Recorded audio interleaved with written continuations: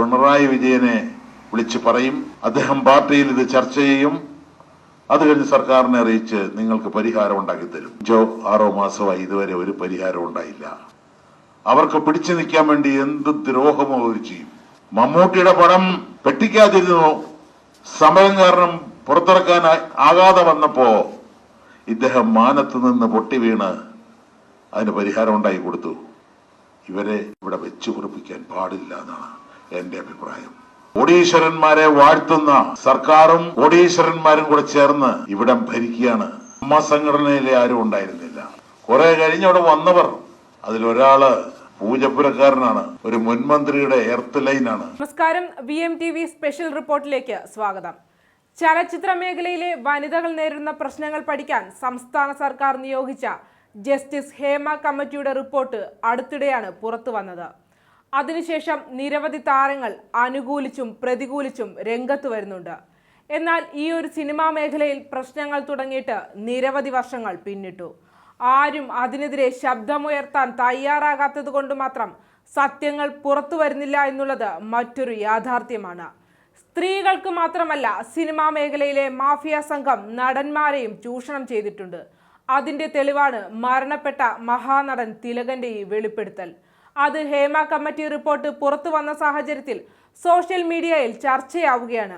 അദ്ദേഹത്തിന്റെ വാക്കുകളിലേക്ക് കടക്കാം.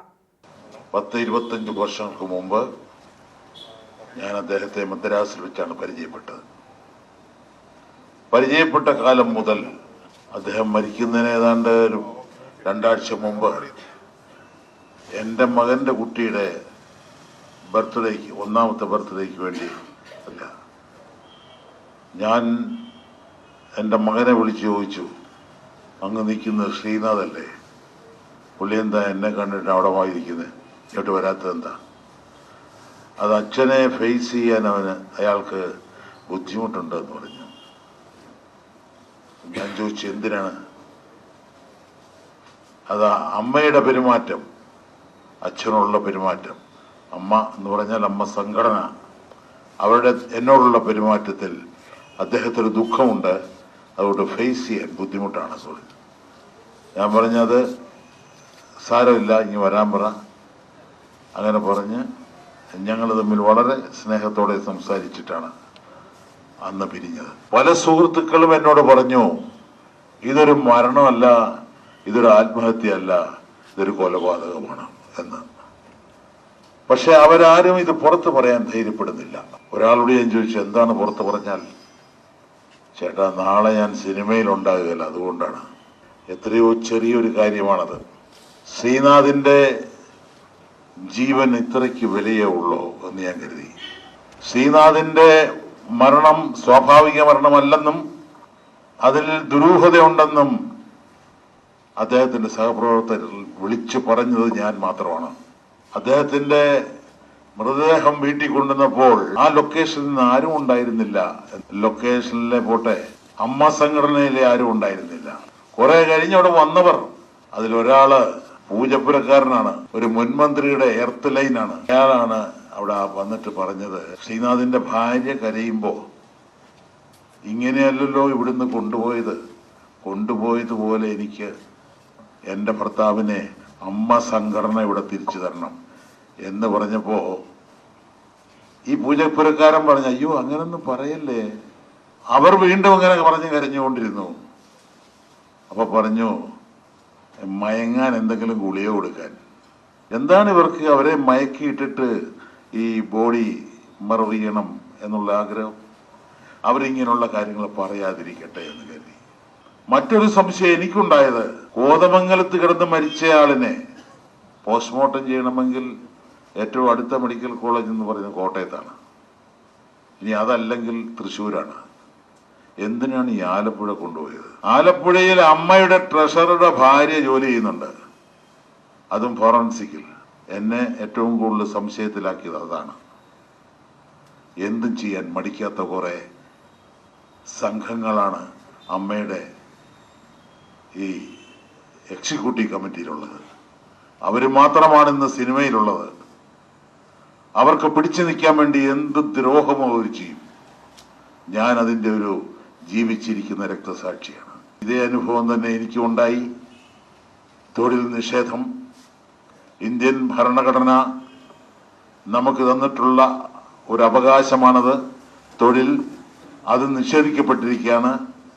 ഞാൻ കോടതിയിൽ പോകുന്നു, പക്ഷെ ശ്രീനാഥ് ആത്മഹത്യ ചെയ്തു എന്ന് പറയുന്നു. പക്ഷെ നിങ്ങൾ അറിയാത്ത വേറെ 2 ആത്മഹത്യ ഇവിടെ നടന്നിട്ടുണ്ട്. അതൊരു ലൈറ്റ് ബോയും മറ്റൊരു തൊഴിലാളിയുമായിരുന്നു, സിനിമാ തൊഴിലാളി. അവർക്ക് പ്രശസ്തിയില്ലാത്തത് കൊണ്ട് അറിയപ്പെട്ടില്ല. അതും ഈ കാലഘട്ടത്തിൽ തന്നെയാണ്. അതിന്റെ കാരണവും തൊഴിൽ നിഷേധമാണ്. ഇവരെ ഇവിടെ വെച്ചു കുറിപ്പിക്കാൻ പാടില്ല എന്നാണ് എൻ്റെ അഭിപ്രായം. അതിന് ഏത് രീതിയും ഉപയോഗിക്കും.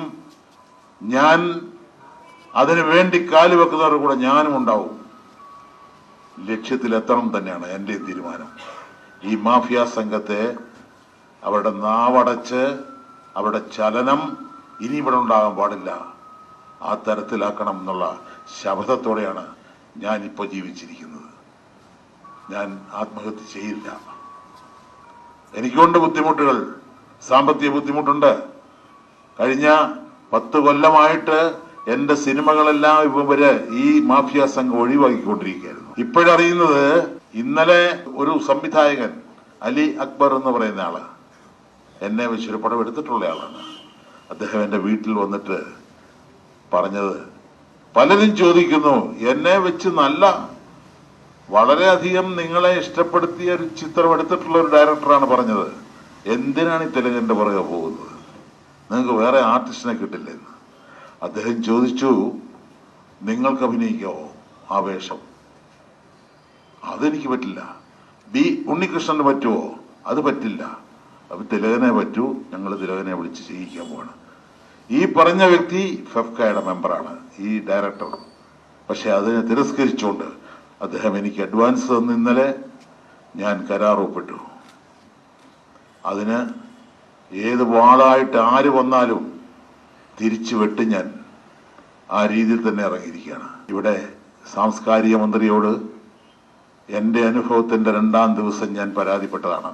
അദ്ദേഹം പറഞ്ഞു, ഞാൻ പിണറായി വിജയനെ വിളിച്ച് പറയും, അദ്ദേഹം പാർട്ടിയിൽ ഇത് ചർച്ച ചെയ്യും, അത് കഴിഞ്ഞ് സർക്കാരിനെ അറിയിച്ച് നിങ്ങൾക്ക് പരിഹാരം ഉണ്ടാക്കി തരും. 5-6 മാസമായി ഇതുവരെ ഒരു പരിഹാരം ഉണ്ടായില്ല.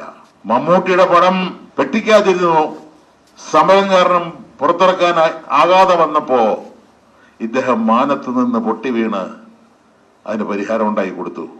ഇങ്ങനെ കോടീശ്വരന്മാരെ വാഴ്ത്തുന്ന സർക്കാരും കോടീശ്വരന്മാരും കൂടെ ചേർന്ന് ഇവിടം ഭരിക്കുകയാണ് ഈ സിനിമാ ഫീൽഡ്. ഇവിടെ മാഫിയ സംഘം മാത്രമേ ഉണ്ടാവൂ. ഈ മാഫിയ സംഘങ്ങളെ തച്ചുടച്ച് പുതിയ സിനിമാ സംസ്കാരം കൊണ്ടുവരാനാണ് എൻ്റെ കാൽവയ്പ്. പലരും തെറ്റിദ്ധരിച്ചു എൻ്റെ സ്വന്തം കാര്യത്തിന് വേണ്ടിയാണെന്ന്. അല്ല, എൻ്റെ സ്വന്തം കാര്യത്തിന് കഞ്ഞി കുടിക്കാനുള്ള കാശ് എൻ്റെ കയ്യിലുണ്ട്.